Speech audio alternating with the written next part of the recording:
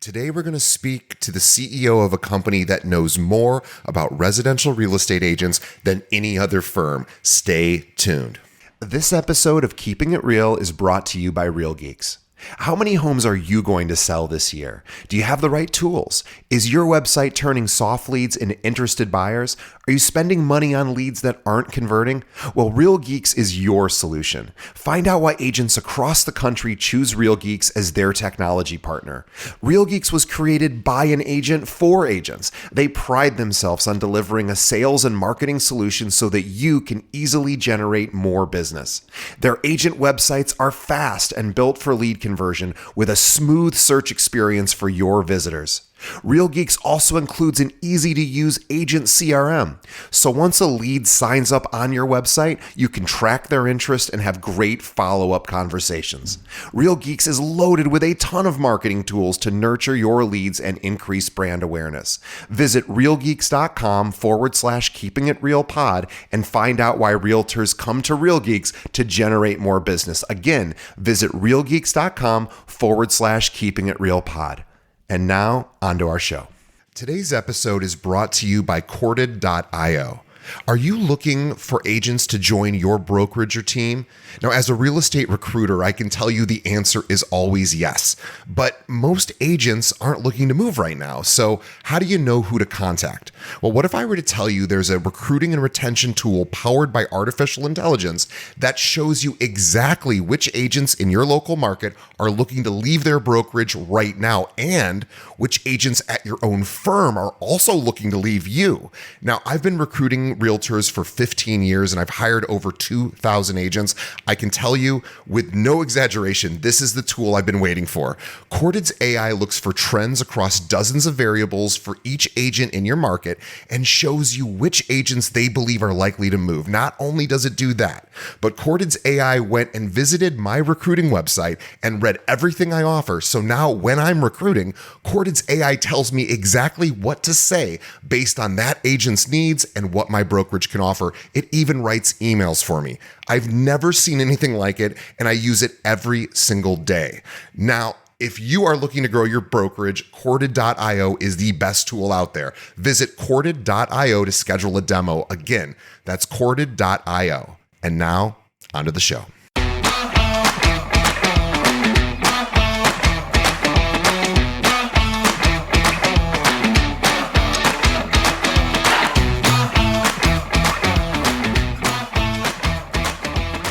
Hello and welcome to another episode of Keeping It Real, the largest podcast made by real estate agents and for real estate agents. My name is DJ Paris. I am your guide and host through the show. And in just a moment, we're going to be speaking with the CEO of T360, which is the largest consulting firm for residential real estate brokerages and realtors, Jack Miller. Before we get to Jack Miller, just a few quick reminders. As always, please help us by telling a friend about this episode, especially this one. This is a particularly good one to send to not just the realtors in your office, but also the owner of your company or your managing broker. There's a lot of good stuff here about how to help brokerages and realtors run more effectively. We're going to get to that in just a second. In addition to telling a friend, please leave us a review. Let us know what you think of the show. It helps us get in front of more ears as well as helps us learn what you like and what we can do to improve. But let's just get right to it. My conversation with Jack Miller.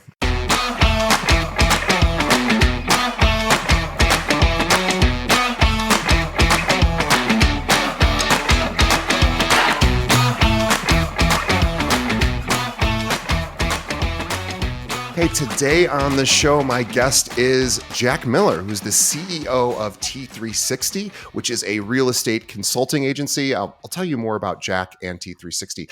Jack is responsible for the overall management and financial health of T360. He previously served as T360's chief technology officer and lead of T3 Fellows, which is a division of T360. He has 2 decades of real estate industry experience with management roles in franchising, franchise ownership, entrepreneurship and brokerage. Prior to joining the real estate industry, Jack worked in multiple technology startup companies, including as a partner and investor. He is a consistent contributor to the Swanepoel Trends Report, as well as various white papers and abstracts on technology. Jack has a bachelor's of science in electrical and computer engineering from the University of Texas. And for those of you that go, I do not know T360, I will tell you from a brokerage perspective, they are the news source and the data source and the analysts that brokerages look to say what's going on in the industry, what's the health of the industry, where is it going. This is the company that we all look to. So this is a very special episode for me to talk to the CEO. Jack, welcome to the show. DJ, I'm delighted to be here and to be here with your listeners. We're gonna do some fun stuff today. Yeah, let's dive right into it. So before we sort of get started, I would love to sort of just set the table for what T360 is and how it got started and how it got to where it is today. Yeah, and I'll use it as a little opportunity to give my bio some color because it's I think people hear that and they're like, does Jack know anything about our industry? Because I can't tell, right? Because it's high level, but I came into the industry in 2001. And I worked for a national franchise. I actually worked directly for Gary Keller and Mo Anderson when they were building Keller Williams into a national company. It was really a regional franchise company at the time.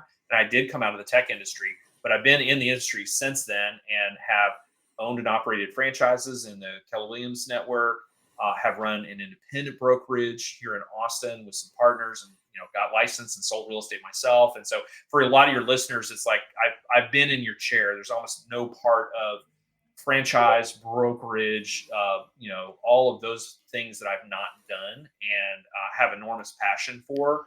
And so that's what I'll say just about my personal background is I started as a tech guy. I became a real estate person in 2001 and have just fallen in love with this industry ever since.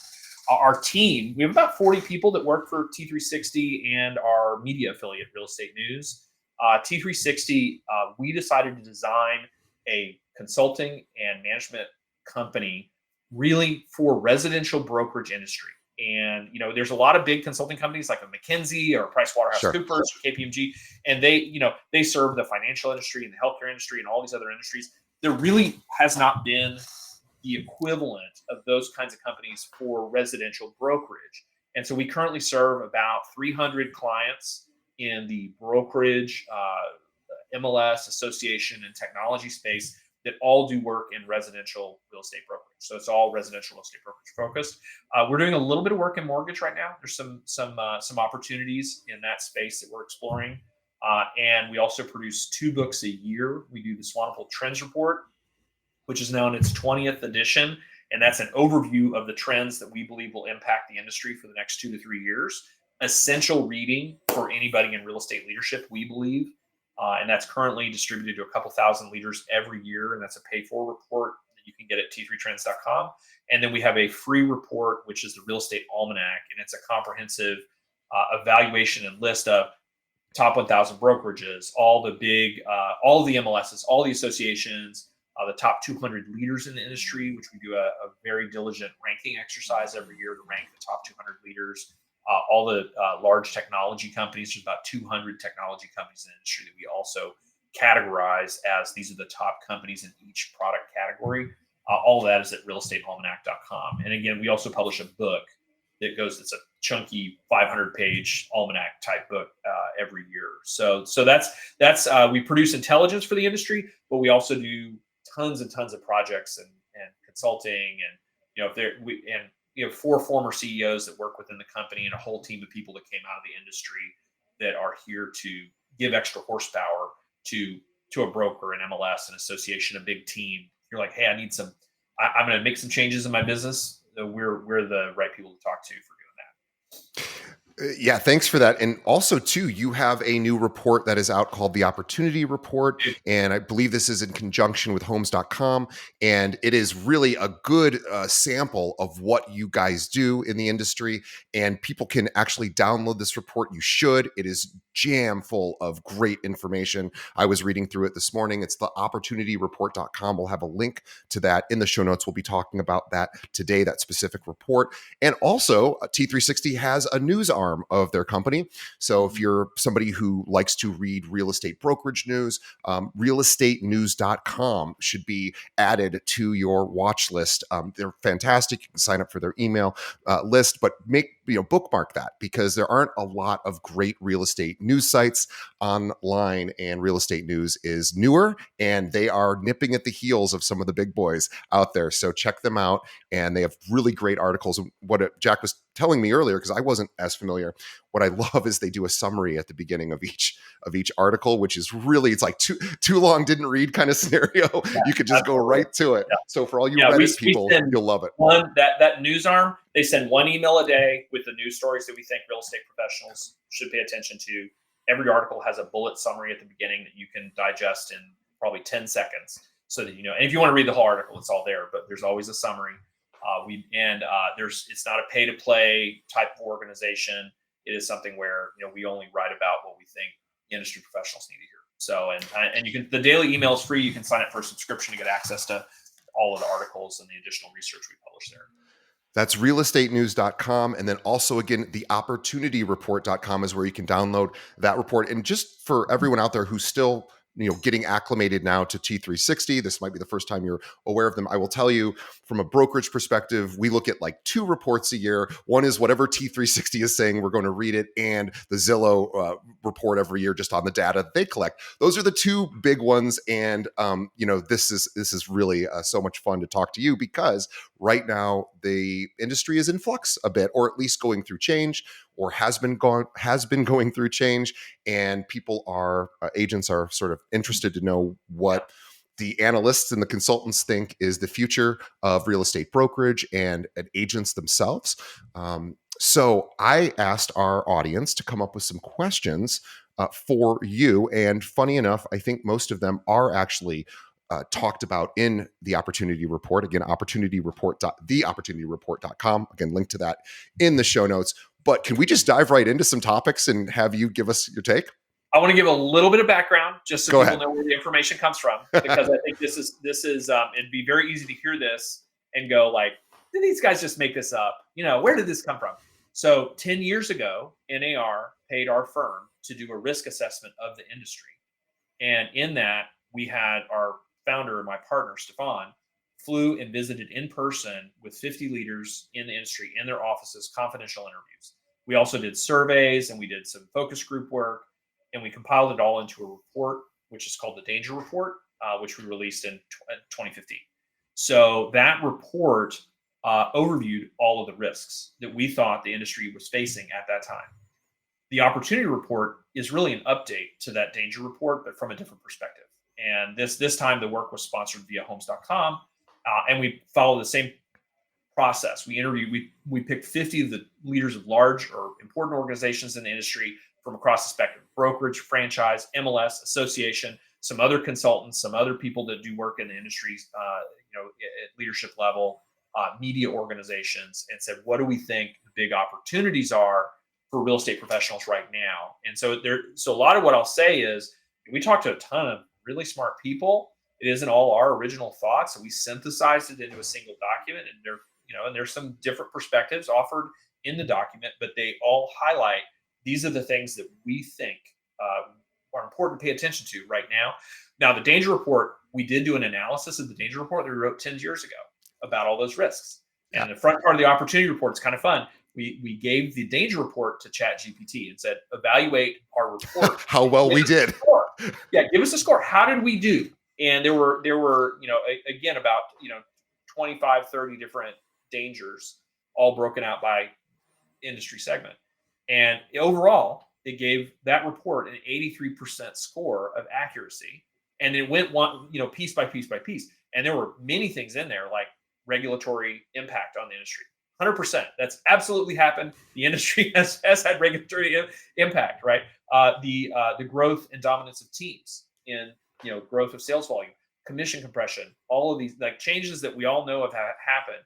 It rated all of those. And so, what I would say to the listener is that if you're like, well, why should I read this report? Well, the same organization that produced the Danger Report 10 years ago, that had 83% accuracy, has produced another report with the same methodology.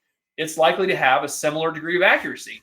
So if you knew you could get a document that was 83% accurate about what's going to happen 10 years in the future, I would recommend you read it. Well, I would even say, how much would you pay for something But, like yeah, that, right? And the fact that you don't have to pay for this yeah, particular report and other reports T360 does is, of course, behind a paywall because yeah, they're a company, they need to make profit. But yeah, this is something that everyone should read about. And again, even if half of it is true, which of course the data would maybe suggest that more than half of it should be true, but even yeah. if half of it's true, there's lots of good takeaways in here. And just to sort of talk about this report a little, high level, what were some of the trends that you saw starting to emerge as you were working this report? So there's a through line in the whole report that I talk about, because you go through it and you go, well, what's the big theme? What's the big message? And the big message is really about value. It is about the consumer valuing the agent and how that happens now, because we've had a major shift in that relationship. It's about how the real estate professional values the MLS, their local, their state, and the national association. And we're in a time, DJ, where there's been some loss of trust in institutions, and not just in our industry. I think this is broadly true in North America and in the U.S. Is we've said we don't think these institutions have done their job, and that's part of what we listen. We interviewed these 50 leaders, and they said, look, some of the institutions or industry have not done the job they needed to do for us. And so the way you rebuild, the way you move forward with that in an opportunistic framework is you work on value. And as an agent practitioner or as a broker, we need to demonstrate our value to the consumer, which, by the way, the good news is I think the industry has tons of value. I've been a practitioner. I've sold real estate myself. I had agents that worked for us and the franchises that I had ownership in, and the local brokerage we have here in Austin. I've spent a lot of time, up close and personal, and there's tremendous value that the industry has. We're just not very good about talking about it. We're not very good about explaining it. We're not very good about packaging and positioning it. I think we do a pretty good job on the listing side. I think that's where listing agents, generally, probably any one of your listeners, we could get them on and say, give us your listing presentation. If Yep. you're a listing agent, they've done it for a while, they probably do a pretty good job. Yeah. But we say, all right, we're going to bring somebody on that works with buyers. Yeah. And it's going to be a little spotty because they've not been asked to discuss, present, and help people understand their value at the level that they are now. And I think that's the big transition we're going through. Is that And having the buyer sign off on the commission agreement, like having that, I think it could be pretty well easily argued that buyers were always paying commissions in some form or another. They just weren't necessarily they weren't writing the check. They weren't seeing the actual money flow from their bank account out to a particular commission, but now they do. So you're right. Those conversations are just much different. Yeah, for sure. But that's the through line in the report. And so I think we're set up. I mean, we can dive into there's particular areas, but as many of the areas are going to come back to how is the industry demonstrating value, either to the consumer, to the practitioner. And that's the big theme. Well, my first question is about the NAR settlement, and in particular, within the industry, in the agent side and on the brokerage side, it's all we've really heard about for the last year and a half or so. Sure. However, and we see lots of news articles being written for the public about this. Of course, it's made lots of news. How aware is the public about what's going on with NAR, and is that affecting their perception of the value of a real estate agent? So both less than we think, because this is one of those problems where we're in the industry, and so we think about it all the time. And so our experience is very, very different from the average consumer. The average consumer, they engage with our industry once every 10 to 12. It's actually now an average of every 12 years. It's pretty infrequent. It's a major life event when they do, though. So it's important, but they're not as engaged with the day-to-day. And so unless you're talking to people that are, really in the process, I mean, the people in the process are paying attention to the news about the process. They're paying attention to real estate. And we've definitely it's come up in our surveys and in other surveys that we're aware of, like, 1000 Watt has done some great survey work in the consumer space, and we talk to them all the time. Tom Ferry runs a coaching organization. They've done some survey work, and it's absolutely coming up in listing appointments. And people are saying what they're seeing in the media. But for a lot of the consumer public, if they're not engaged in the real estate process, they're probably not giving it a lot of attention. Much like if there's something I'm not engaged in my day-to-day life, I may have peripheral awareness or no awareness of it. So it sort of depends on where that consumer is in their real estate life cycle, and if they're the more actively engaged, the more likely they are to be paying attention to news about real estate. And we're hearing regular reports, and then I'm on all the Facebook groups all your listeners are on. So I see that. So I've seen agents say, "Hey, this is coming up. I'm hearing this." Now, we did some of our own surveys after the August 17th. Some of that is fed into our trends report, which we're releasing in 2 weeks here. And that report and the survey work we did indicated that there's a significant portion of agents that work on the buy side where it's about 40% where it's impacted their ability to sign buyer clients, meaning they had to do some explaining. It's like, hey, this isn't as easy as it used to be to just get in the car and go with a client. And so it is that now. I think that's going to go down. I think in a year from now, this will be old news. Everybody will have understood. Here's how to talk. So I'd say they'll have perfected the buyer pitch. They'll know what to do. I know what my value is as a buyer's agent. I know what things like. Here's good examples of how I create value. Here's clients that I've worked with and what I did for them. People are going to get their explanation really well honed. And if they don't, they're going to get out. If you can't explain what you're doing in a way that where the consumer understands it and is willing to sign up for it on the front end, then that's a part of the job you can't do. And that's an important part of the job now and in the future. So another question about agents themselves, and I want to specifically talk about dual career versus single career, only because we have a holding company here in Illinois that we run, and which is for agents who aren't actively practicing but want to keep their license active. Again, they're not working in the industry at the time. At the beginning of the year, we've had it for about 10 years or so. We had 800 agents in this holding company. This is in Illinois. We can kind of hold licenses all throughout the state. And by the end of this year, we'll be close to 1,300 agents. So we were seeing a bit of a huge increase in people leaving the industry, which I suspect are mostly dual career agents. But I'm curious to see what data you guys have or what trends you see about the role of the dual career agent moving forward versus single career. Yeah, this is an industry that has a lot of that. It has a lot of people that do something else, but also do real estate. And policemen, firemen, teachers. There's many people that have a singular job that they've done for a long time, and then they add real estate to the mix, and it's an additional income for them. So what I will say is that I don't think the dual career person or the person that uses real estate as an additional income stream is going to necessarily go away. And as a matter of fact, there's a good case for it. The people, I wrote an article for Real Estate News last fall, and that article, I said the people that are likely to really struggle are the single career real estate people who they haven't quite established their career. Like they're doing 3, 4, 5 transactions a year. And they really do, like, real estate pays their mortgage and their light bill, and they're very dependent on it. And those are the folks that are most, I think. And at the time, the article was written for brokers. Said, look, brokers, this is who you need to help right now, is to make sure if you've got talented people, they need that extra step in their career, so where they can really make this a full time, where real estate is their full time profession. Because of the market and these changes, they're going to need some extra support right now. But I think the dual career folks are fine, with the caveat that, if they're referral only status, that's a whole different thing. Right. But if they're actually practicing real estate, you, of course, have to be at that level of professional service. You're going to have to be able to represent and talk about your value. You're going to have to do all those things are now, it doesn't matter if you're full-time or part-time. You have to be as professional as possible. And there's good, this industry loves to beat up on people that are part-time in the industry. We love it. We love it. But actually, when you dig in, the complaint is not, hey, this person is a part-time agent. The complaint is actually they're not professional. They don't do a good job. They don't communicate with their client or with the cooperating broker. They don't, like that kind of thing. That's actually the root of that complaint. It's not about the part-time status.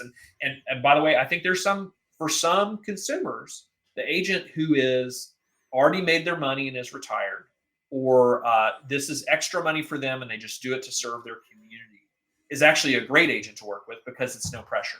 Because they're saying, hey, I Right. don't need this. I don't need this deal to pay my light bill. I'm doing this because I want to take care of you and your family, and I use it to make a little extra money, but it's not the only money that I make, right? So there's a case to be made where that dual career agent can be a better service, with the caveat that they have to be at above a certain level of professionalism. And I also agree with some of the thinking, and I think our firm agrees with some of the thinking that you need to be doing a certain number of transactions a year just to keep your skills up, right? Just to know what's happening in the market. You can't check out.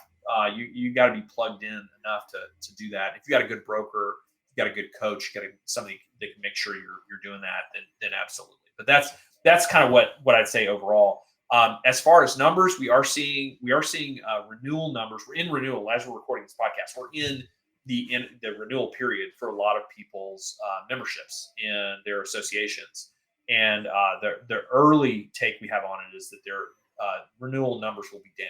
And I've talked to some very large organizations that are sharing numbers a little preliminarily with us, and it does appear that people are getting out. Now, I don't know if they're necessarily the dual career people or that single career person who's Sure. not an establishment. But we'll know. We'll probably know in February kind of where we've shaken out to, and it's fine. It's just a natural. We're going through a natural cycle. This is a tough time to be in the industry, and if you're not committed to it or you have other ways of making money that are easier for you, then it makes sense. People will do other stuff, and they should do other stuff to take care of their families. But the career people are in it. The lifelong professionals. They've seen storms before. They've weathered them before, and they're actually going to end up being the beneficiaries of all this change. Yeah, because they'll pick up market share from some of the people that 100%. leave the industry. And 100%. and that's what's been super interesting to me. I interview top 1% agents across the country on the show, and none of them have really expressed a tremendous concern, other than just the overall health of the industry is obviously a consideration. But for their own personal production, they're not worried. And I think, well, that's a healthy sign. If the top agents are going, hey, things are okay, then and a lot of the top agents, when the buyer compensation, the agency agreement, sort of went into effect, they were like, oh, I already do this, or this is an easy pivot for me. It's not a big deal. And so that was really encouraging to talk to these top agents who are like, nah, not a big deal. Yeah, I think that's, again, I think a year from now, this will be old discussion. All the pros have figured it out, and then it's just a training issue for the new people to come in and say, here's how we do it, and it just be the way we do business. So again, I think we're going to look at it and say, well, and I do think it will improve, has the opportunity to improve the relationship we have with the consumer, which is one of the items in the report. Is like, this is where you need to elevate our description of the services and help consumers understand them, because right now we're getting run down in the media. We're getting run down. We are being portrayed as an industry that does not provide value, when I know truth is on our side, that we do provide a lot of value. We just have to get better about talking about it. We have to show up and really do a great job of that. And that is the opportunity right now, is elevating the professional, elevating the services that we provide, being better at explaining it all to the consumer, getting our own media stories, getting our own narratives out of the media about what we do as a profession, and that's the route out. But I don't see there's not another better way. It's like we need to elevate the profession itself. Yeah, I always think too, it's sort of like the shift from advertising to providing value. A lot of agents love to advertise, right? The just listed, just sold, look at how much production I'm doing. And again, I'm not here to denigrate any of that. That's great. And this idea of providing true value is what your customers really want. Is what should they do with their homes right now? Should they think about refinancing? Should they think about moving? What neighborhood are they looking to next? All of the important life event stuff is where agents can really step in between the sales, while they're in that 12-year holding period at that home, and continue to somehow provide value to that homeowner throughout that lifespan, so that when they are ready to make that next transition, of course, that agent would be first in mind. But what I will say is it's that road of providing value for, like, say, a 12-year period after somebody, buys a home is not a crowded road. So if No. you are an agent that, whether it's your transaction or not, maybe it wasn't your purchase, but you want to develop a relationship with that homeowner, I can almost assure you that person's agent will probably not be providing a tremendous amount of it. Now, hopefully they will, but in most cases, I think, people get forgotten about, and there's a lot of opportunity to step in and say, hey, I want to start, telling you about things that you care about, during that time. There's a reason this industry spends billions of dollars to talk to consumers that don't have an agent.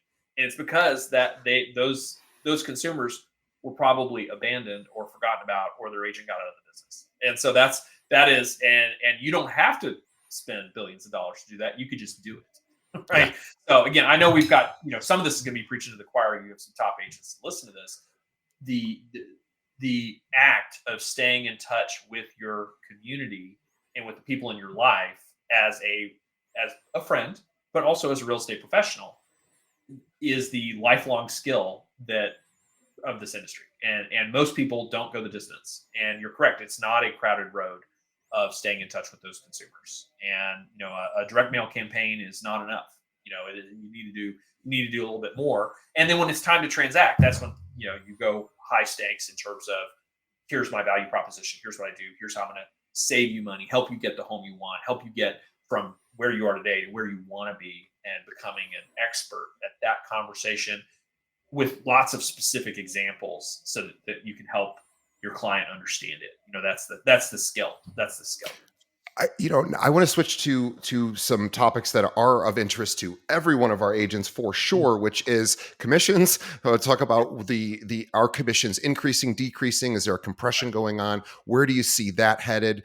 And we'll start there. So tell us what you think is going to happen to commissions. In the opportunity report, we did talk about that, but it wasn't a focus of the report. It wasn't a focus of like, hey, we're surveying the top leaders in the industry to find out where commissions were. And the report was done over the summer, so some of it was before the settlement changes. Subsequent to the report, we did run a survey and did some survey work to find out what people were seeing. And it's really interesting, DJ. We have seen that there absolutely are some agents experiencing commission compression where they're not, they're seeing their commission pressurized. But on the flip side, we're also seeing agents on the buy side. They're saying they're making more money now because, and here's the key point: they're no longer relying on what the listing agent, listing broker is offering. They are instead saying, I'm going to stand on my own 2 feet and explain my value proposition and sign an agreement at what my time value of money is, and they're getting that. And this was confirmed. I spoke with Tom Ferry. I was in his offices about a month ago.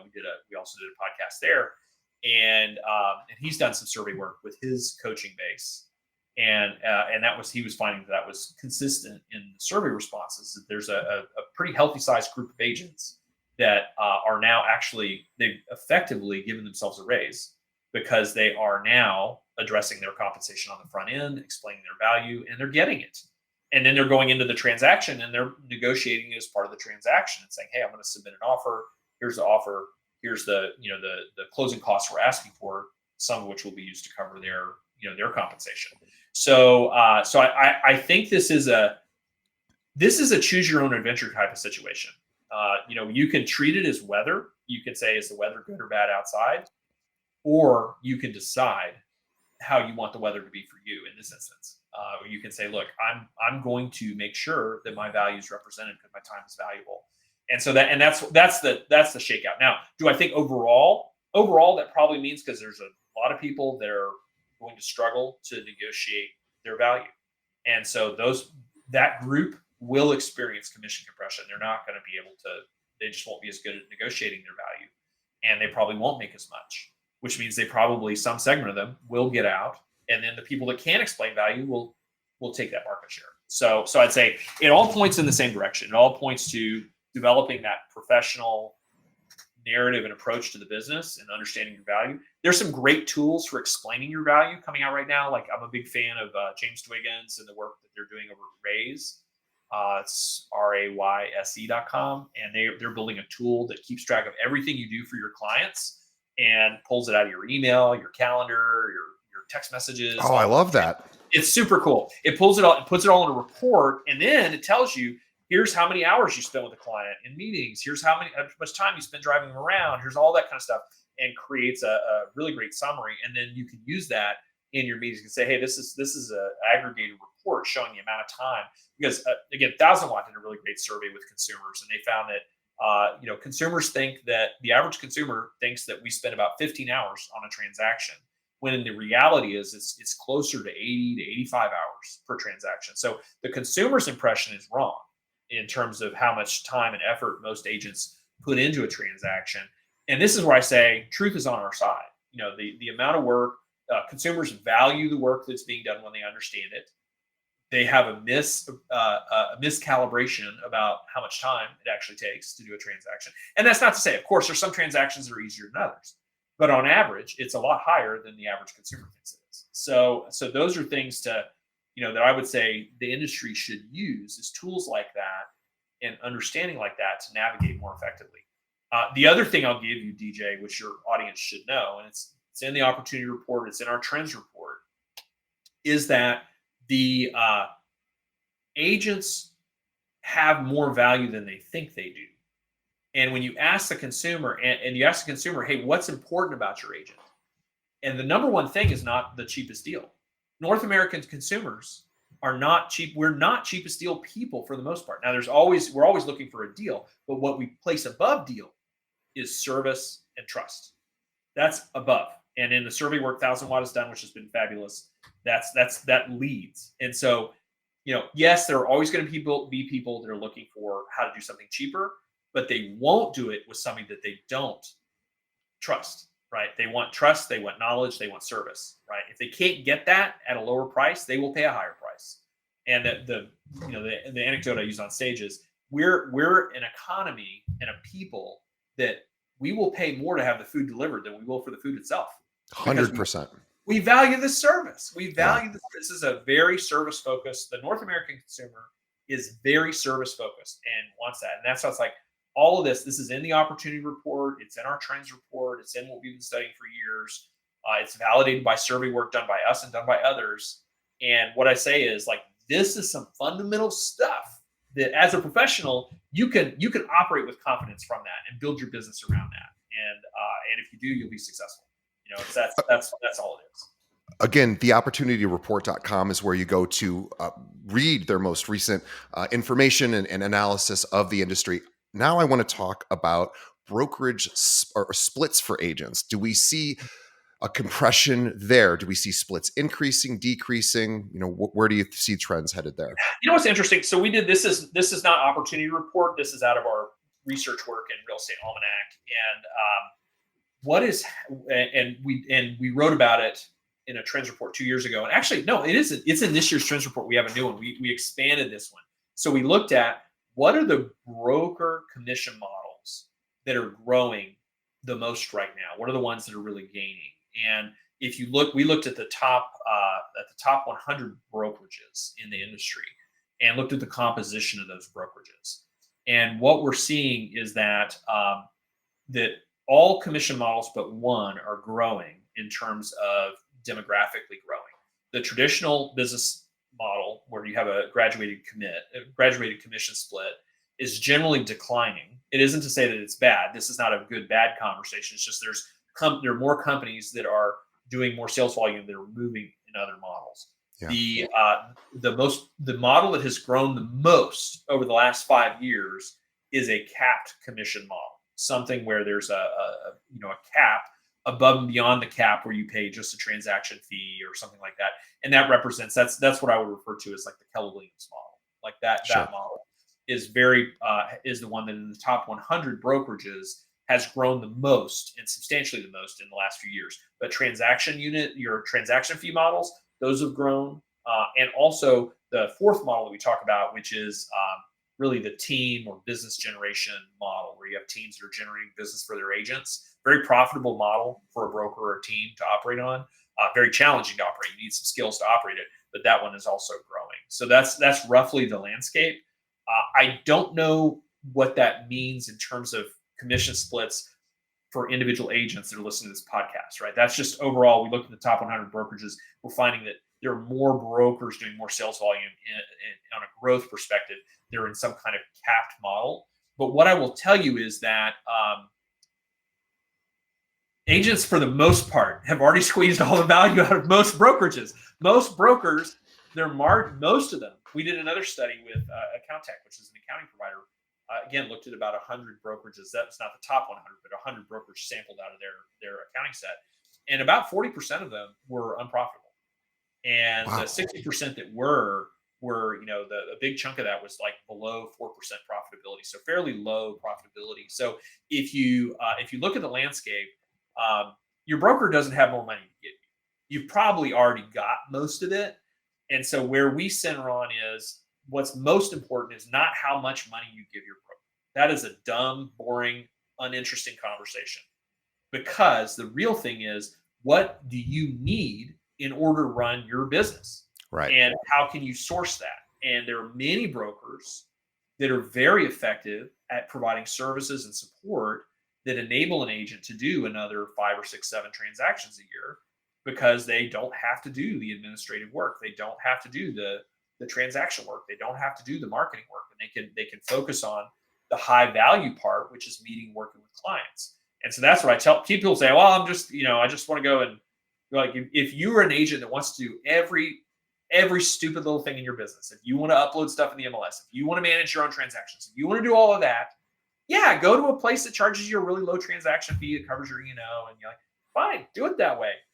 Are you going to make the most amount of money that way? I think there's a real question there. Sure. I know myself personally, I had a license that transacted. I don't want to do all that stuff. And I would find a broker that offered me some staffing and some support. And because what I want to do is I want to meet with prospective clients. I want to go to lunch. I want to go to dinner. I want to have a full calendar of prospective client meetings. And I want to hand all that work off to somebody. And so I'd find a broker that supports me in that kind of way. So I think people get focused on the wrong thing. They're like, oh, I get a better whatever. And I'll tell you, we've interviewed tons of brokers, tons of agents. People don't leave the brokerage that they're with because of a commission issue. Correct. They leave the brokerage because of something else. Service or support. Somebody ticked them off. Somebody did something they didn't like. Their broker didn't show up for them in a critical moment, right? That's why they leave, and then they blame it on that. They offered me a better deal. No. It's the agent is no different from the consumer in North America. The agent is willing to pay for value. And that's why we're seeing growth of things like, we see Place, which is, Ben Kinney's outfit that it provides additional services and support for people. It's where we see companies like Side. It's where we see companies that provide, that was really, people like to say, well, the growth story of Compass was all about they just bought all these agents. And there's a part of that that's true. But the other part of that that's true is they offered them a lot of services and support. And they said, look, you don't have to have a full-time marketing admin because we'll do it. Or our technology platform plus our admin staff will do it. So people are willing to pay for that. And coincidentally, one of the segments that has been the most resilient has been the high-end segment. The Sotheby's has been really on a tear the last few years. If you read our Almanac reports, you'll see they've been a growth gainer in the high end. And what do those high-end brokerages do? They provide a lot of services to their agents. They provide a lot of support, and they've been able to hold their margins better because of that. Because the agent says, you know what, this is really, like, I want to spend time with high net worth clients, which take a lot of time, right? They're a more intense client, and so that's what I'd say is this commission thing. Don't get distracted.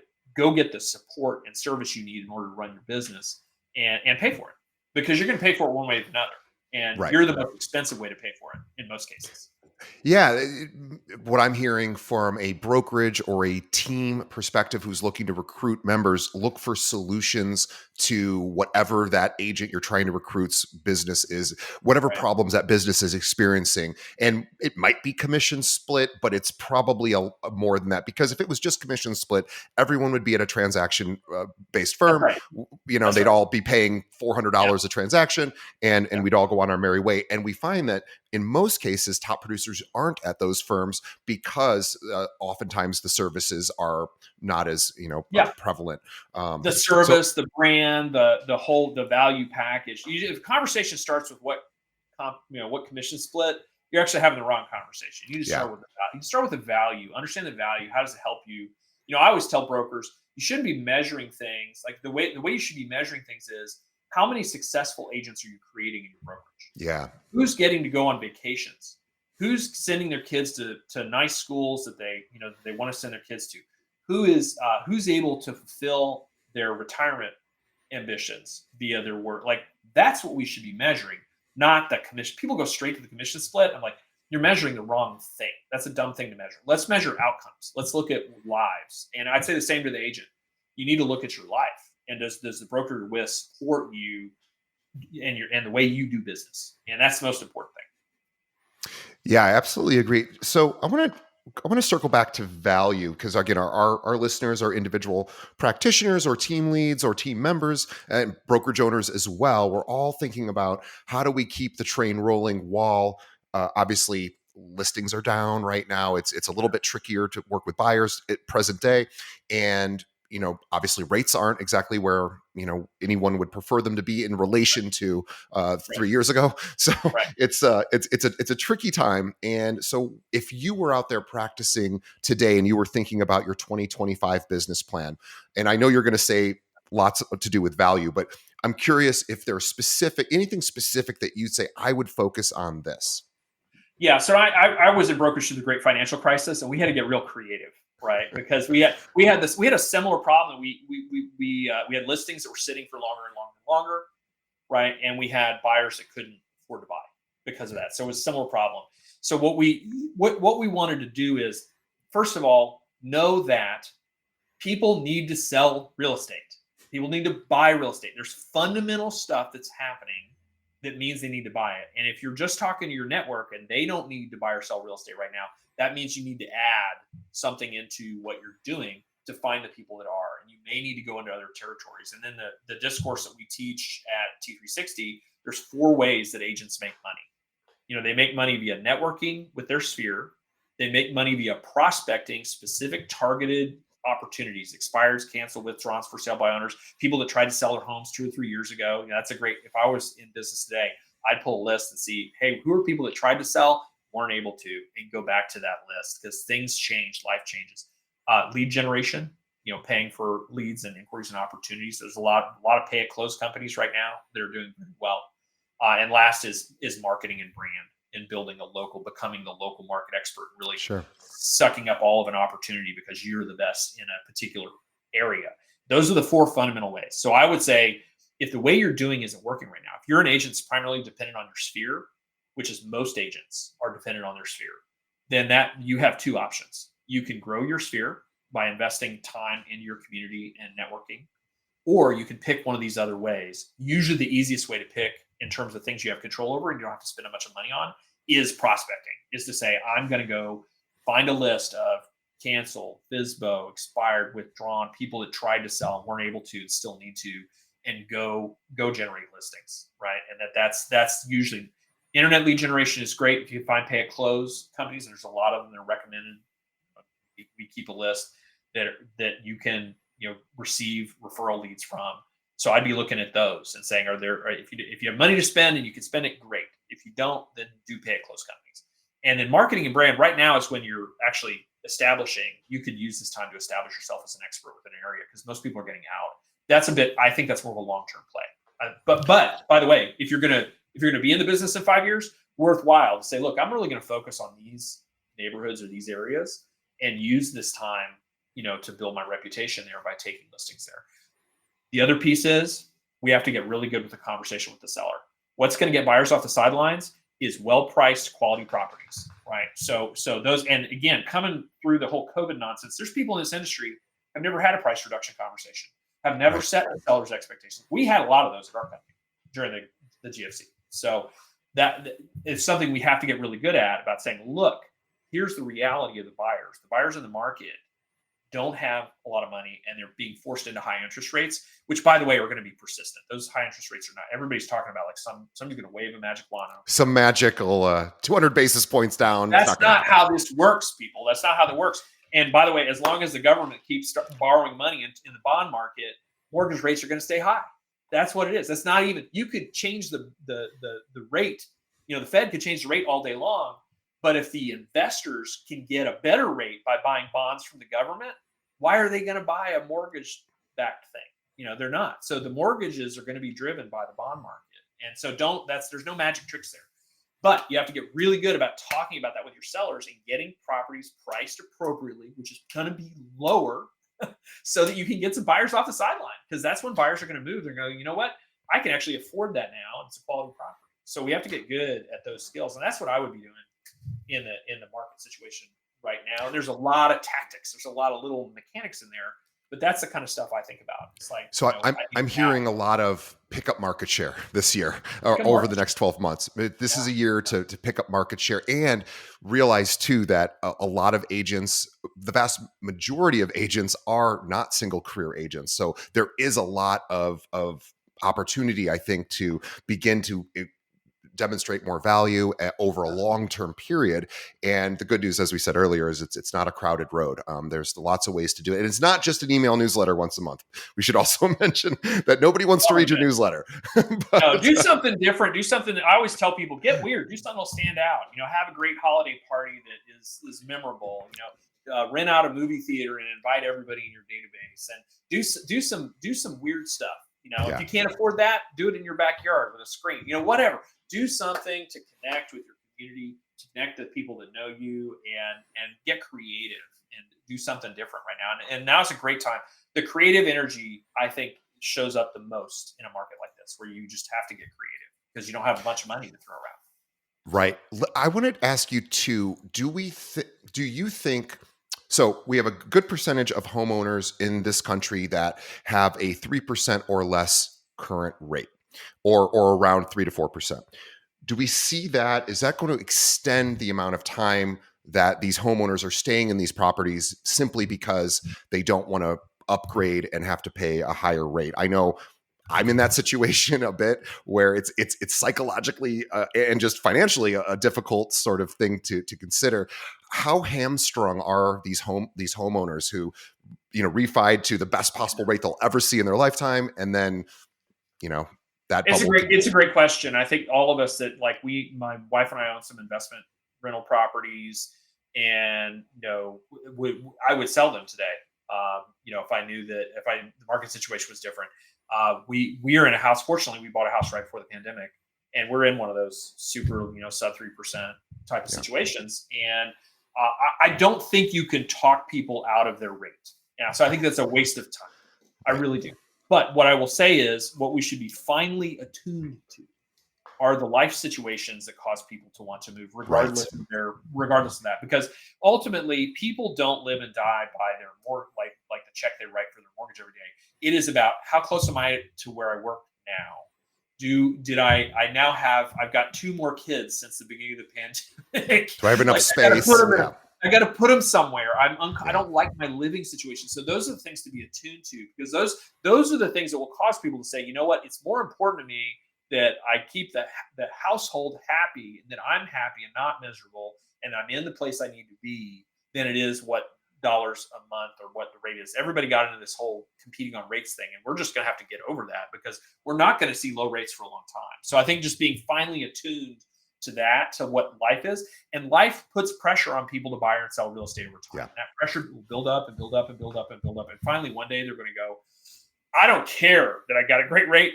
I need 2 more bedrooms, or I'm going to go crazy, right? Or I got a job and it's on the whole other end of the universe, and I'm tired of driving an hour to and an hour from every day.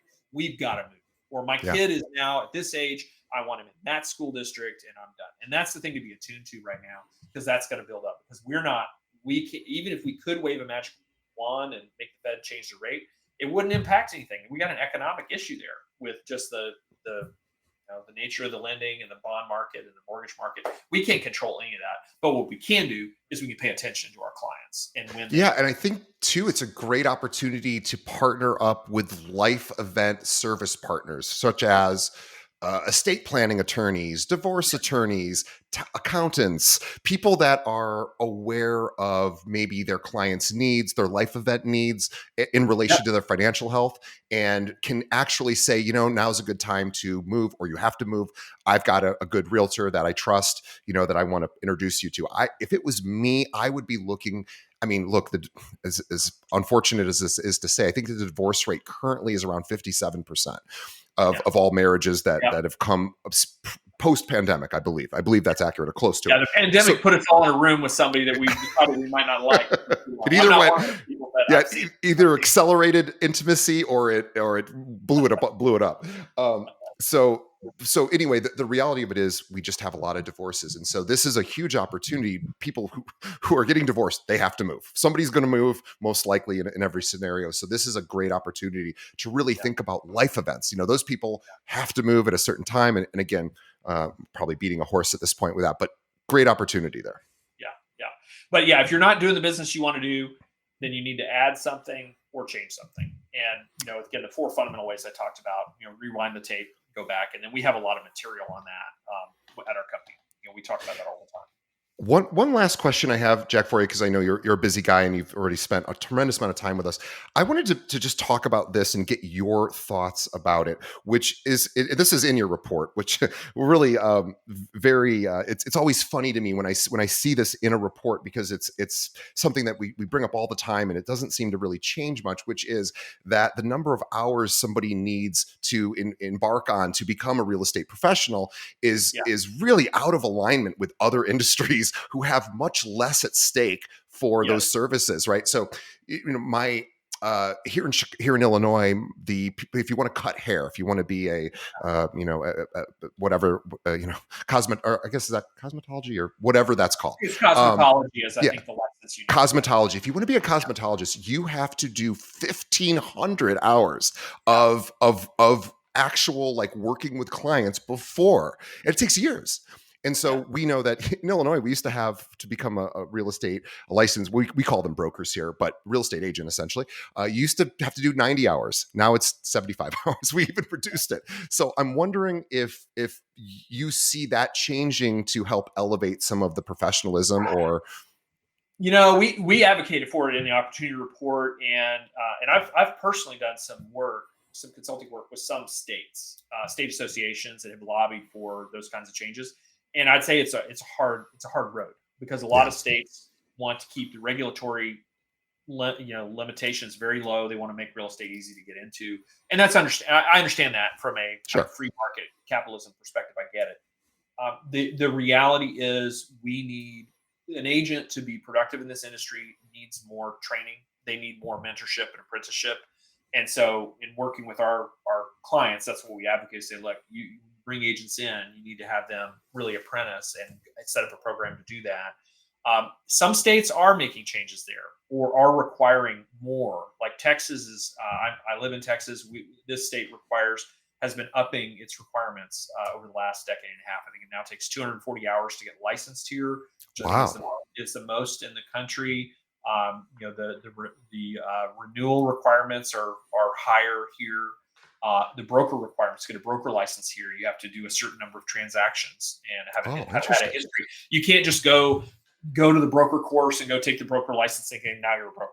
You have to actually have done transactions or some requirements around it.